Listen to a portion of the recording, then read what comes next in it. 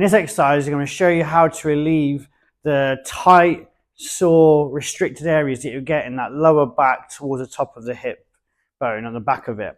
So this is often down to the tendons themselves being short and stiff, which is then restricting our movement, our ability for our pelvis or our hips to move freely, as well as our back.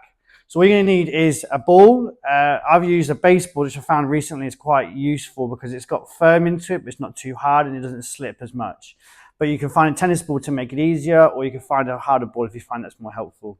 Then you just need something to raise your legs on. I've got a bench here, but if you're at home, you could use the sofa. It's just working what's going to help lift our legs up off the ground. So we're going to get into this back position.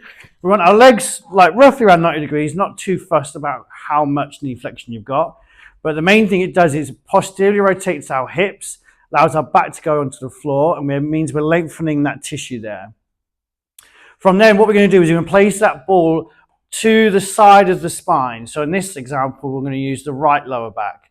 So we've got the spine. If you put the ball on there, it's just going to be quite sore because you're pressing on the bone. We come to the side of it, we're going to have the muscles and we have the tendons that attach into the pelvis. So we're just going to lift up from there. And then generally, we're going to find that position. And I want you to just gently sink into it. So we're not going to do too much, first of all. It might be sore and sensitive. We generally just want the nervous system to kind of calm down, let that pain reduce. And then from then, we're then just going to slowly rock our hips left and right. If we've got it in the right position, we're going to feel that muscle kind of moving over left and right onto that ball. I just want you to kind of just explore to start with. You can start in small movements if you need to. Just make sure you breathe in nice and slow. If it's too sore, just sit and just let it just start to sink away. And then you can then start to do it a bit more. You can advance that by lifting this leg up.